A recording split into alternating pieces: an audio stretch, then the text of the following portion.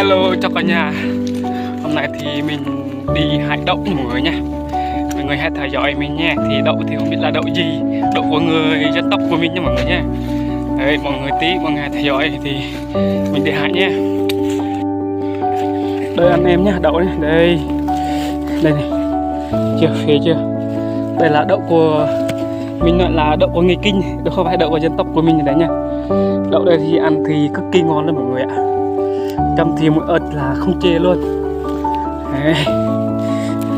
Mình có mang theo muối ớt nha mọi người nha. Đâu, muối ớt đâu. Này, cầm này. Trời ơi. Này, muối ớt này. Đâu phê quá, ngon không?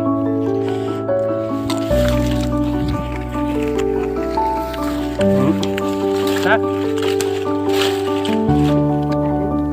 Mấy cả nhà ăn nha. Ngon lắm mọi người ạ. Đấy.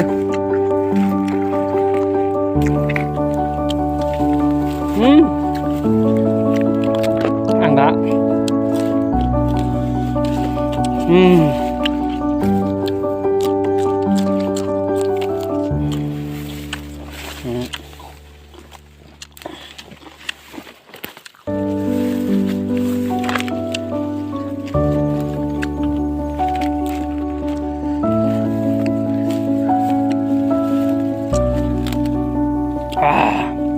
Đồ ngon lắm mọi người, cực kỳ ngon lắm mọi người ơi.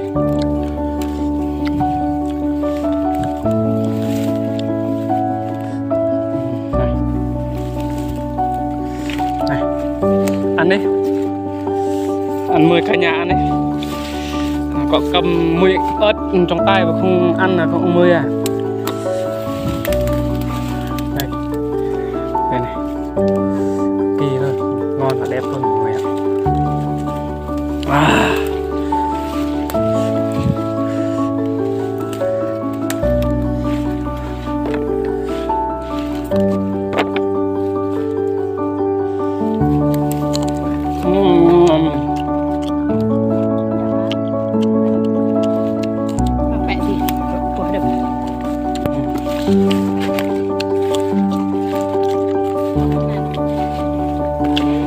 Đây là anh em ơi, siêu dai luôn, siêu ngon luôn mọi người ơi.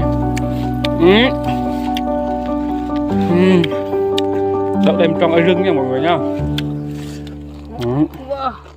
Đây, cực kỳ ngon luôn nhá mọi người. Mang về dạ với muối ớt thì không được chấm như vậy, như thế này. Như thế này không được đâu mọi người. Cả dạng đều ngon hết nha mọi người nhá. Đây. Được nửa cùi rồi.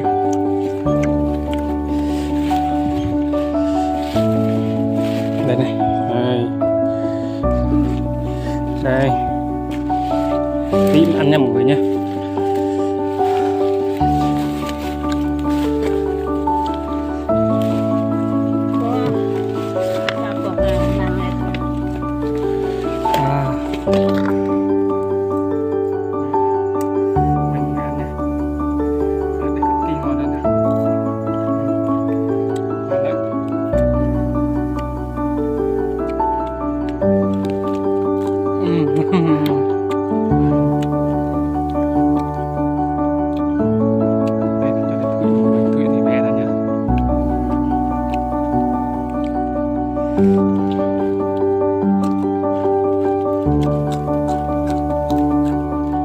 Ngon hết.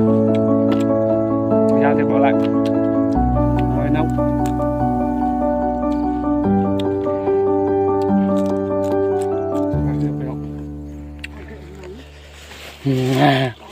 Đậu ai đi trước là có trước chưa, ai đi sau thì kệ nha mọi người nha. Mình đi trước thì mình hãy trước. Có thì 3-4 đứa đang đi sau mọi người, thì mình đi trước thì hai chân đây nè mọi người.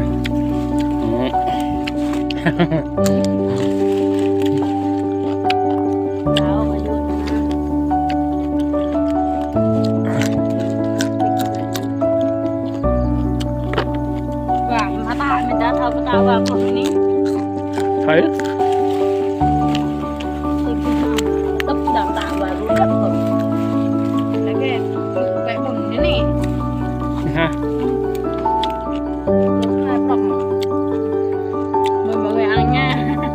bạn không? Đây thấy là phê cực kỳ phê luôn mọi người. Đây, đây này, chưa? Đậu này thì ăn cực kỳ ngon mọi người. Sao thì không được luôn.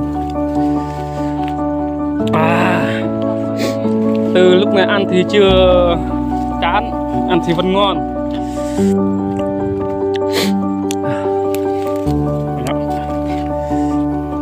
Mỗi ớt thì có sẵn rồi mọi người nhé.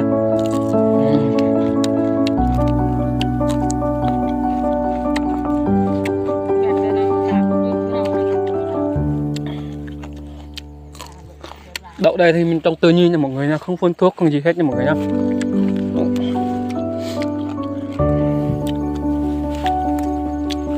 Đậu đây thì mình không phải bán, hay để ăn thôi.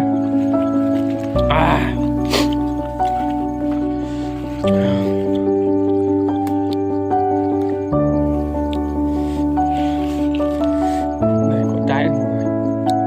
Đấy. Đây trái nó siêu to lên mọi người. Đây. Thôi mình sẽ dừng lại tại đây thôi nha mọi người nha. Bye mọi người nha.